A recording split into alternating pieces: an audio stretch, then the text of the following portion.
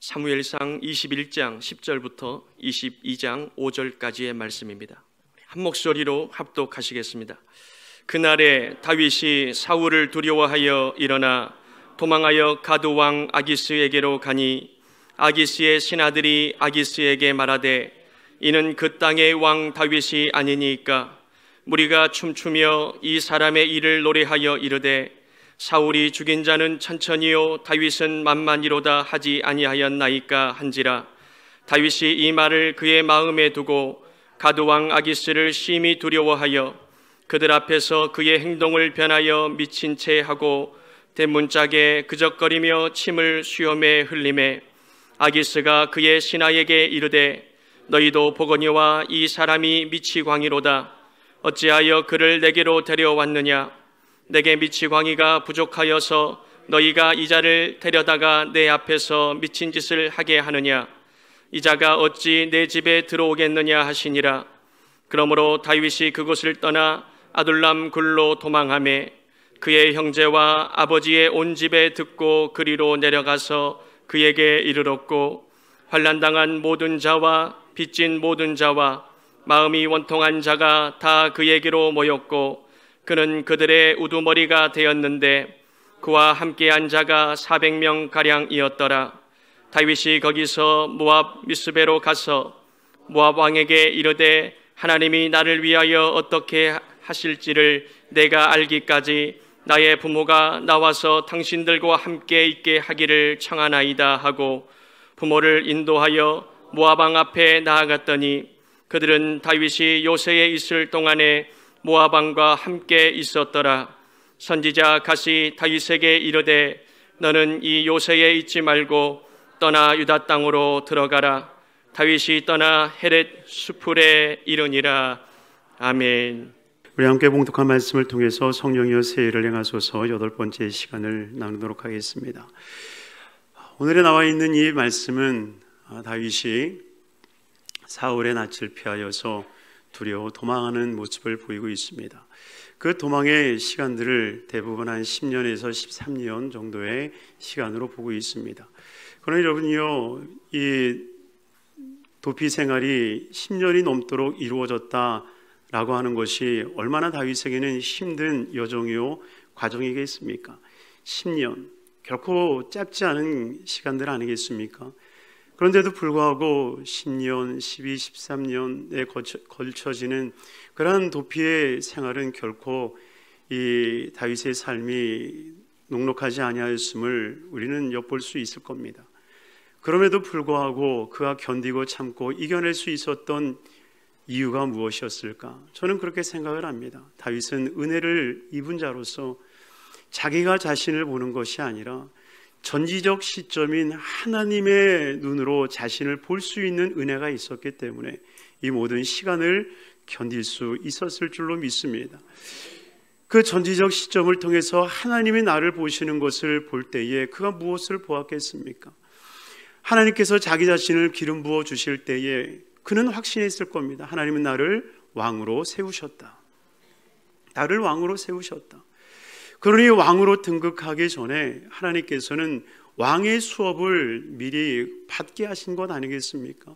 이스라엘 백성들이 가나안에 들어가기 전 40년을 정말 가나안 땅에서 하나님을 섬기고 살아갈 수 있는 그 고난의 시간을 통해서 하나님의 영적 수업을 이루었던 것처럼 다윗 또한 왕의 수업을 받은 것, 이것이 바로 이 도피의 삶이었을 줄로 믿습니다. 과연 이 도피의 삶 속에서 하나님이 다윗에게 정말 알게 하신 것이 과연 무엇이었을까? 오늘 본문을 통하여서 이 도피의 생활 속에 있었던 이 도피의 장소가 나오는데 이 세 번의 도피 장소가 과연 다윗에게 어떤 의미로 다가왔겠는가라고 하는 것을 나눌 때에 저와 여러분들에게도 동일한 은혜가 있게 되기를 주님으로 축원합니다. 먼저 오늘 21장 10절은 이렇게 말씀하고 있습니다. 우리 21장 10절 같이 한번 읽겠습니다. 그날에 다윗이 사울을 두려워하여 일어나 도망하여 가드 왕 아기스에게로 가니. 처음에 다윗이 사울을 피하여 갔던 곳, 첫 번째는 바로 가드였습니다. 가드에 가서 가드의 왕 아기스를 만나는데, 여러분 사실 뭐 피하려다가 뭐에 치인다고, 정말 다윗이요, 사울을 피해서 도망간다고 도망갔는데, 호랑이 굴에서 도망갔는데 들어가 보니 사자가 기다리고 있네. 지금 그런 꼴이에요. 여러분, 가드가 어떤 곳입니까? 가드는 이 블레셋의 다섯 성읍 중 하나입니다. 그리고 17장에 보면 이 가드는 골리앗의 고향이었어요. 그러니 가드에서 골리앗은 영웅적 존재였습니다. 그런데 그 영웅을 누가 죽였어요? 다윗이 죽인 겁니다. 그러니 다윗이 그곳으로 갔다. 여러분, 살아남아 돌아올 수 있을까요? 여러분, 불가능한 일 아니겠습니까? 그러니 정말 도망쳐 보니 이거는 어쩌면 사울보다 더 무서운 존재가 있는 거죠. 사실 이 다윗이 멍청한 사람이 아니고서는 그곳에 갈 리가 없어요. 12지파의 모든 지역 속에 사울의 영향권이 있다라는 것을 사울은 알았기 때문에 이 12지파가 아닌 다른 지역 아니면 소망이 없다라고 해서 택한 곳이 가드였는데 왜 가드를 갔겠는가? 그는 어쩌면 자기 스스로 생각했을 때 번뜩이는 생각이 났을지 몰라요. 한 번은 이스라엘 백성들이 이 법궤를 블레셋 사람들에게 빼앗기지 않습니까? 그리고 나서 이 하나님께서 그것을 허락하지 아니하시고 아세라상을 박살냄으로 말미암아 그들이 그 법궤를 이스라엘 진영으로 다시 돌려보내잖아요. 그때 얼마나 기뻐했습니까? 아마 다윗은 그것을 생각하면서 내가 가드에 갈 때 그냥 빈손 들고 가면 안 되겠다. 그들의 영웅이었던 골리앗, 그리고 그 골리앗이 차고 있었던 그 칼을 가지고 내가 망명하면 그들이 기뻐하지 않을까? 왜냐하면 그 칼은 이 이스라엘 진영 가운데에 다른 곳이 아닌 하나님을 섬기는 그 성전에 있었다라고 하는 것을 우리가 볼 때에 어쩌면 법궤를 블레셋 사람들이 자신의 신전에 두었던 것처럼 그 골리앗 칼을 하나님을 섬기는 곳에 두었다라고 하는 것은 그 칼이 신적 존재였음을 엿볼 수 있다라고 하는 겁니다. 그러니 그 칼을 가지고 가드에 가면 분명히 나를 환영할 것이다. 그 마음을 가지고 골리앗 칼을 제사장에게 얻어서 그 칼을 가지고 가드 아기스 왕에게 가는 거예요. 그러니 성공했어요? 안 했어요? 안 하는 거예요. 분명히 그 칼을 갖고 가면 분명히 환영할 거라고 생각을 했는데 이게 웬일이에요? 11절을 보세요. 11절 말씀 우리 한번 읽겠습니다. 아기스의 신하들이 아기스에게 말하되 이는 그 땅의 왕 다윗이 아니니까 무리가 춤추며 이 사람의 일을 노래하여 이르되 사울이 죽인 자는 천천히요 다윗은 만만히로다 하지 아니하였나이까 한지라. 여러분, 다윗이 사울을 무서워한 때가 언제입니까? 지난 시간에도 말씀을 드렸던 것처럼 사울은 천천히요 다윗은 만만이라. 처음에 그 얘기 들었을 때는 좋았을지 몰라요. 근데 결국 다윗에게 인기가 더해지는 것을 보고 났을 때에 사울이 미워하기 시작했다라고 성경은 기록하고 있습니다. 그러니 사울은 천천히요 다윗은 만만이라고 하는 그 노래 때문에 어쩌면 다윗이 사울을 피해서 도망하기 시작했거든요. 그런데 그 노래가 이 블레셋 진영에는 없겠지라고 생각했는데 블레셋 사람도 똑같이 하는 거예요. 사울은 천천히요 다윗은 만만이라. 그러니 생각해 보세요. 자라보고 놀란 가슴 소뚜껑 보고 놀랬나고. 그런데 한 번은 실험을 해봤어요. 자라보고 놀란 사람한테 소뚜껑을 훅 내밀었더니 놀래지도 않더래요.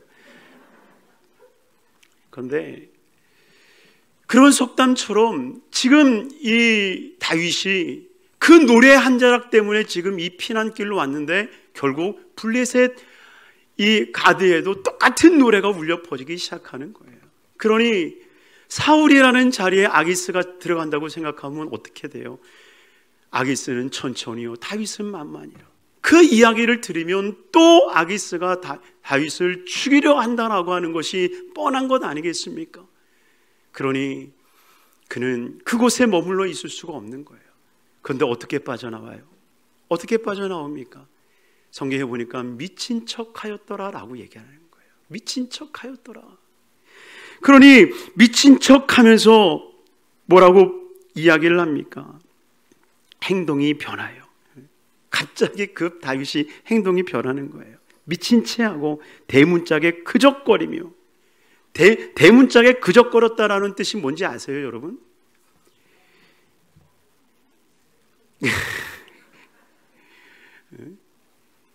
그러니 여러분 생각해 보세요. 왕이 볼 때 저거 미친놈 아니야, 미친놈. 그리고 그 자리를 빠져나오게 됩니다. 그러니 여러분 생각해 보세요. 다윗이 얼마나 자기 신세 처량했을까요? 정말 골리앗 칼을 들고 가드에 갈 때까지만 하더라도 자기 계획 속에는 성공적인 망명 귀향이 있었다라고 생각했는데 오히려 칼은 칼대로 빼앗기고, 그리고 자기는 미친 척하면서 벽을 극적극적거리며 침을 질질 흘리고 미친 채 하면서 쫓겨나듯 쫓겨나는 그 신세. 여러분 어땠을까요? 차라리 죽는 것이 낫겠다라고 하는 그런 생각이 들지 않았을까요? 그럼에도 불구하고 그는 그렇게 하지 아니하고 오늘 22장 1절 말씀에 이렇게 고백하고 있습니다. 우리 22장 1절 말씀 같이 읽습니다. 그러므로 다윗이 그것을 떠나 아둘람 굴로 도망하며 그의 형제와 아버지의 온 집이 듣고 그리로 내려가 그에게 이르렀고. 아멘. 그러므로 이 그러므로는 어디를 수식하는 겁니까? 바로 그 앞장에 있었던 21장, 이 다윗이 미친 척하면서 가드에서 나오게 되어진 그 사건, 그 사건으로 말미암아 아둘람 굴로 도망쳤다라고 이야기한다는 것입니다. 사실 이것이 정말 은혜 아니겠습니까? 박원순 시장이 이 자살을 하고 그 이후에 많은 사람들이 왜 죽었을까, 어떻게 그렇게 죽을 수 있었을까라고 하는 의문을 갖고 있었을 때에 몇 분들이 그렇게 이야기하는 것을 제가 읽어봤습니다. 스스로 명예를 가지고 있는 사람들은요, 수치를 당하는 순간 정말 자기를 견디지 못하고 자기 스스로의 모멸감에 빠져서 목숨을 잃어버리는 일들이 종종 있다라고 하는 거예요. 박원순 시장 그러면 정말 어떤 분인지 우리가 잘 알고 있지 않습니까? 그러니 그런 명예심, 그런 자신감이 있었던 그분이 어쨌든 간에 그런 논란에 휩싸이는 그 순간이 다가오니까 본인 스스로 못 견디고 세상을 떠난 것이 아니겠는가라고 하는 글을 쓴 것을 제가 본 적이 있어요. 어쩌면 다윗도 그러할지 몰라요. 정말 다윗은 하나님의 이름을 높였던 사람이고 하나님의 영광을 위하여 있었던 사람이었기에 그런 수치와 모욕을 당하는 순간 차라리 죽는 것이 낫겠다라고 생각했을지 모른다라고 하는 것입니다. 그러나 그러한 순간에 붙잡아 주시는 하나님의 은혜를 다윗은 경험하게 되는 것입니다. 이 은혜가 저와 여러분들에게 있기를 주임으로 축원합니다. 다윗은 그러므로 바로 이것이 아니구나, 내가 내 피난처를 정하는 것이 아니구나, 내가 내 스스로 도망치는 것이 아니구나, 내가 내 스스로 내 살 곳을 정하는 것이 아니구나, 그것을 알게 되어지는 그때 그는 어디로 돌아옵니까? 아둘람굴로 도망하는 거예요. 그런데 이 아둘람굴이 어디예요? 이 아둘람굴은 이 이스라엘 백성들이 가나안 땅에 들어왔을 때에 12지파에게 땅을 분배하는 그 제비뽑기를 하여 뽑았던 땅이 바로 이 아둘람굴이었다는 것입니다. 그런데 이 아둘람굴을 유다가 뽑았을 때 아니 이렇게 쓸모없는 땅이 왜 우리에게 주어졌지? 실상은 유대 사람들이 쳐다보지도 않았던 땅이 바로 이 아둘람굴이었습니다. 산 중턱, 산 꼭대기에 있었던 이 굴들, 소용이 없었던 거예요. 석회암으로 이루어졌기 때문에 그 땅에 씨를 뿌려 열매를 맺을 수 있는 것도 아니고, 그러니 그 땅을 하나님이 왜 주셨는지 이해가 되지 않았던 거죠. 그런데 다윗이 사울을 피해서, 아기스를 피해서 내가 정말 안전한 곳에 갈 수 있는 곳이 어딜까? 어쩌면 그는 들판에서 기도했을지 모릅니다. 하나님을 향하여 하나님 앞에 물었을지 모릅니다. 그때 그의 생각 속에 기억났던 것, 피난처라고 하는 뜻을 가진 이 아둘람 굴, 바로 그 아둘람 굴로 피하기 시작했다는 거예요. 그리고 그 아둘람 굴에 있었을 때 성경을 보니까 400인의 사람들이 몰려오기 시작하는데요, 환난당한 자, 고난받는 자, 자신의 아버지, 자기의 형제들, 자기의 일가 친척들이 모이기 시작하더니 400인이 모이기 시작합니다. 여기서 400인은 남자 인원만 셌으니 아마 그 이상의 숫자가 그 안에 모여들었을 것입니다. 그런데도 너무나도 감사하게 버려진 그 땅을 보니 400명, 아니 1000명에 거할 수 있을 만큼의 동굴들이 형성이 되어 있는 거예요. 수풀이 우거졌을 때는 그 동굴의 입구가 보이지 않게끔 수풀이 자라나고요, 그리고 그 안에 들어가면 그 여름 한여름을 피할 수 있는 선선한 바람이 불고요, 그리고 그 땅에서부터 올라오는 샘이 그 동굴 안에 있는 곳이었어요. 그러니 얼마나 다윗이 갔을 때에 그 수십 년 수백 년 전에 하나님께서 내가 이곳에 피할 것을 아시고 이 유대 땅으로 제비를 뽑게 하여 주시고 이 땅을 그 누구에게도 보이지 않으시며 바로 나의 피난처로 하나님이 삼아주셨구나, 이것을 경험하지 않았을까요? 지난 우리 성도님들을 모시고 이 성지순례 갔을 때 이곳을 가봤어요. 성도님들이 이곳에 가서 탄성을 저질렀습니다. 얼마나 아름다운 굴이든지요. 사랑하는 성도님들이요, 어쩌면 우리는 갈 곳이 없다 생각하지만 하나님께서는 너무나도 오래전부터 우리가 가야 할 곳, 피하여야 할 곳, 우리가 안전히 거할 곳을 주님이 마련해 주신다라고 하는 것입니다. 그 아둘람 굴에 머물기 시작하는 거예요. 누구도 알지 못하는 그 굴에서. 그런데 하나님이 모으시는 그 400인의 사람들이 모여지는 그곳, 결국 그들이 어떤 사람이 됩니까? 결국 다윗이 왕으로 섰을 때에 다윗을 도와서 정말 이스라엘을 통일 왕국을 세우고 여러 이방 민족들을 쳐서 하나님의 거룩한 나라로 세운 용사들이 되지 않습니까? 그러니 환난 가운데에 하나님께서는 하나님의 놀라운 계획과 뜻과 섭리가 있음을 다윗은 알게 되어지는 것입니다. 그리고 그때 지은 시편이 34편에 기록이 되어 있습니다. 시편 34편을 보면요, 그 시편 제목이 어떻게 나와 있습니까? 시편 34편에 보면 제목이요, 미친 채 하다가 쫓겨나서 지은 시. 미친 척 하다가 쫓겨난 시입니다. 미친 척 하다가 쫓겨나서 지은 시면 어떻게 여러분 기록되었을까요? 괴로움과 아픔과 탄식이 섞여 있지 않을까요? 그런데 이 시는 너무나도 아름답게 기록되어 있음을 볼 수 있어요. 우리 한번 같이 읽어보도록 하겠습니다. 내가 야훼를 항상 송축하며 내 입술로 항상 주를 찬양하리이다. 내 영혼이 야훼를 자랑하리니 공고한 자들이 이를 듣고 기뻐하리로다. 나와 함께 야훼를 광대하시다며 함께 그의 이름을 높이세. 내가 야훼를 간구하며 내게 응답하시고 내 모든 두려움에서 나를 건지셨도다. 아멘.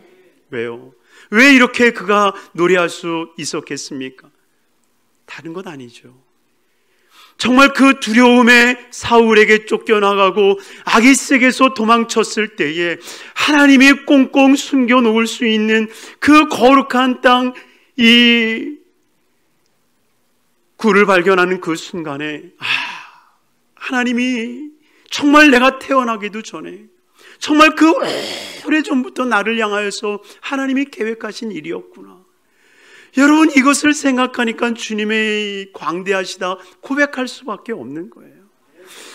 우리 사랑하는 성도님들이여, 고난과 역경과 환난 가운데 있으십니까? 그렇다면 정말 하나님께서 내가 알지 못하는, 내가 이 세상에 존재하기도 전에 창세로부터 하나님께서 나를 위해서 거룩하고 온전한 것을 예비하여 만들어 놓으신 것을 바라볼 수 있는 삶이 되시기를 주님의 이름으로 축원합니다. 결국 포로 이후에도 돌아와서 유대 사람들은 이 아둘람 굴에 거합니다. 그게 느헤미야에 나오거든요. 그러니 정말 하나님께서 우리를 위해서 예배하시고 우리를 정말 거룩하고 온전하고 완전하게 인도하신다라고 하는 그 거룩한 은혜가 우리 모든 성도님들의 삶 가운데 넘쳐나시기를 주의 이름으로 축원합니다. 그리고 나서 그곳에 있어 400인의 용사들을 묶어 함께하게 되었을 때에 그가 다시 한번 자리를 옮기는 모습을 보입니다. 세 번째의 자리입니다. 22장 3절의 말씀 우리 같이 읽도록 하겠습니다. 다윗이 거기서 모압 미스베로 가서 모압 왕에게 이르되 하나님이 나를 위하여 어떻게 하실지를 내가 알기까지 나의 부모가 나와서 당신과 함께 있게 하기를 정하나이다 하고. 여러분, 모압은 누굽니까? 아브라함의 조카 롯이 자기의 딸과 근친 상간하여서 낳은 자손 아니겠습니까? 그러니 실상 이스라엘과 굉장히 가까운 사람들이 모압 사람이었죠.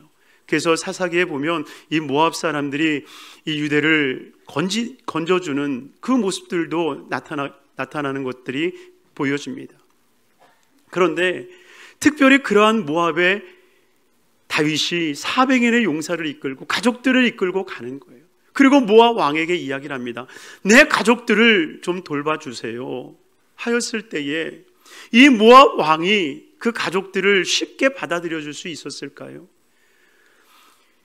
이미 이스라엘에 사울이라고 하는 왕이 세워지고 그 사울이 정말 폭군처럼 변해가고 있다는 것을 이 모압 사람이 모를 리가 없어요.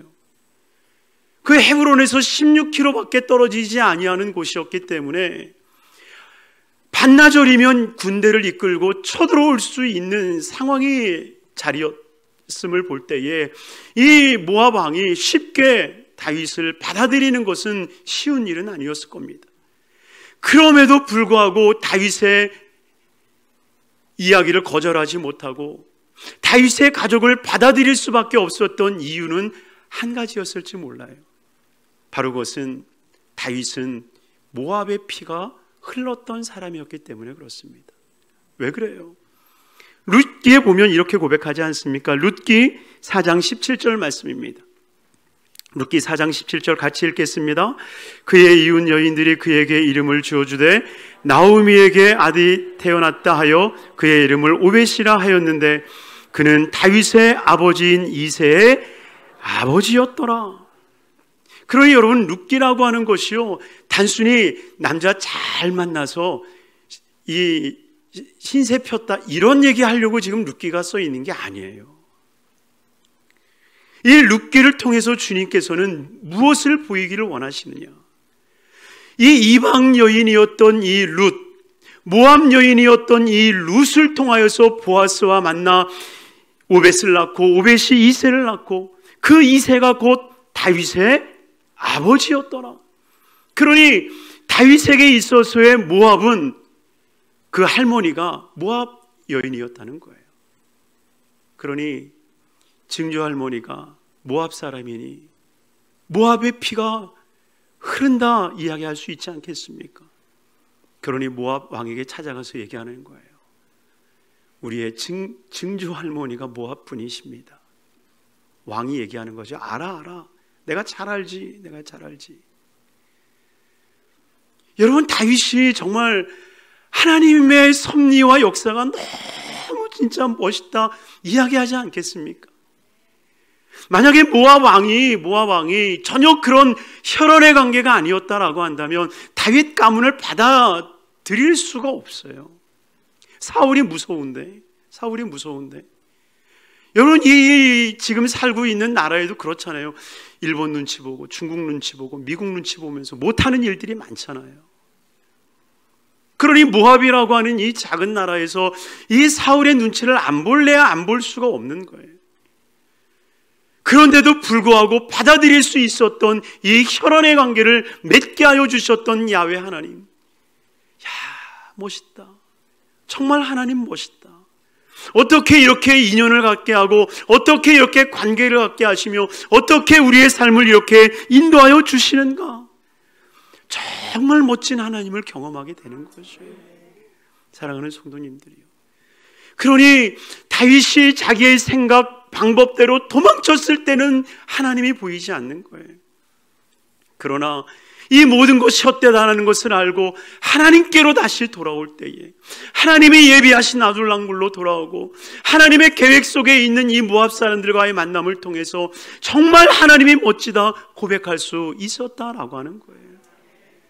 그러니 그 하나님을 경험할 수 있는 저와 여러분들이 되길 주임으로 축원합니다. 그러면서 3절 말씀을 다시 보면 이렇게 고백해요. 다윗이 거기서 모압 미스베로 올라갔다. 여러분, 이 모압 미스베가 어느 곳이에요?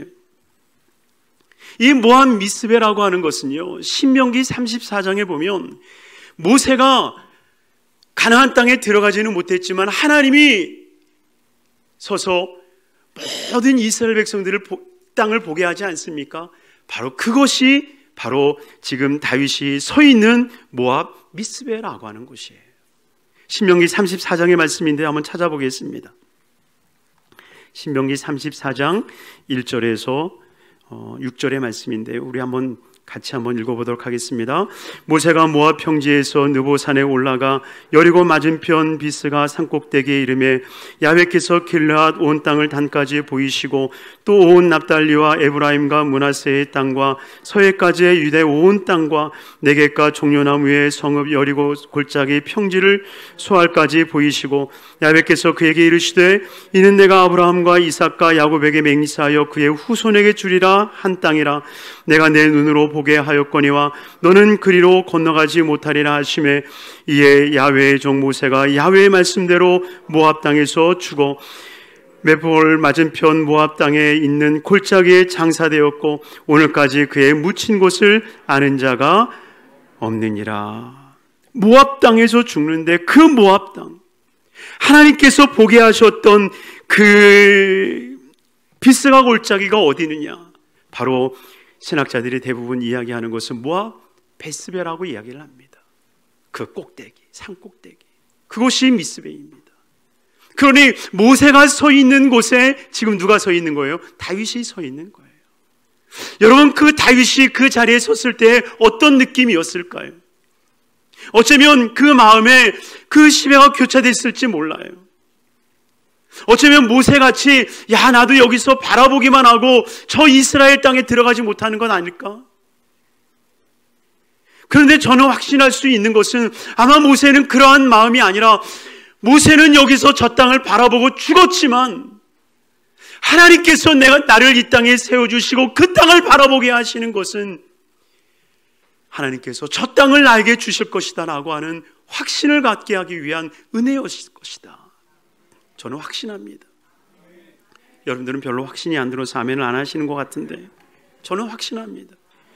아마 다윗은 그 땅을 바라보면서 저 땅은 하나님이 우리에게 주신 거야, 내게 주신 거야, 나를 왕으로 세우신 곳이야.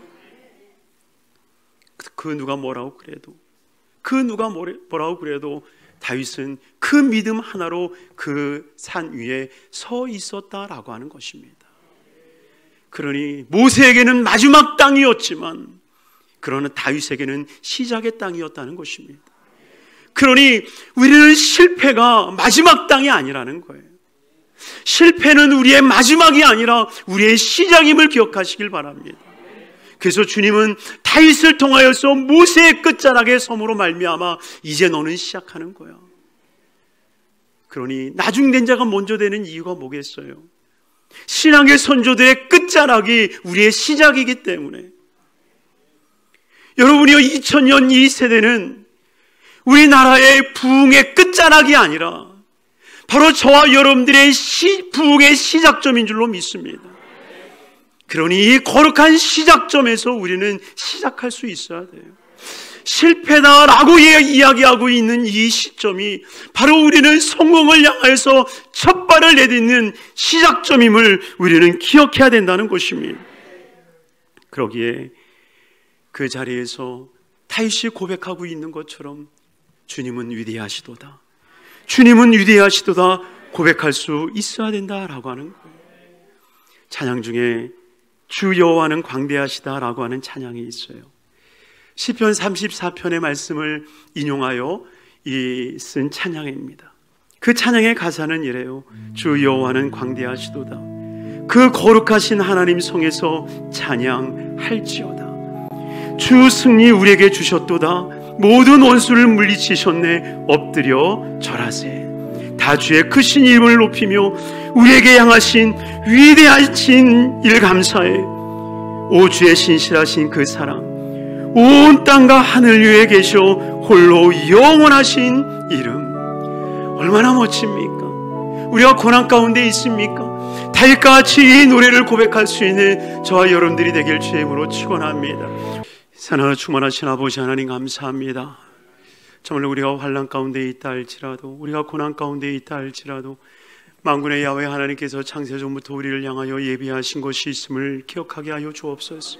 정말 하나님께서 그 위대하심을 통하여 버려진 땅이 피난처가 되어지고 외면당했던 사람들이 우리의 안식처가 되어지며 하나님 알지 못하는 그 일들 앞에서 하나님의 뜻을 구하는 거룩한 심령들이 되게 하여 주셔서 하나님 그 시작을 알리는 거룩한 일이 있게 하여 주옵소서. 하나님 우리 귀한 성도님들 아픈데 손을 얹었습니다. 만군의 야훼 하나님이여 치료하여 주옵소서. 예수의 볼로 치료하여 주옵소서. 강건함을 얻게 하여 주옵소서. 예수의 피로 치료함 받을지어다, 치료함 받을지어다, 강건하게 될지어다, 강건하게 될지어다, 회복이 있을지어다. 마음에 소원하는 것, 기도하는 것 응답하여 주시고 예수 믿는 것 많아지는 거룩한 삶이 되게 하여 주옵소서. 하나님 우리 여덟수목음 성북교회가 정말 복되어지는 교회가 되기를 원합니다. 정말 복된 교회가 되기를 원합니다. 하나님의 위대하심을 나타내며 드러내는 교회가 되기를 원합니다. 주님 역사하여 주시옵소서. 예수 그리스도는 받들어 축복하고 기도드리옵나이다. 아멘.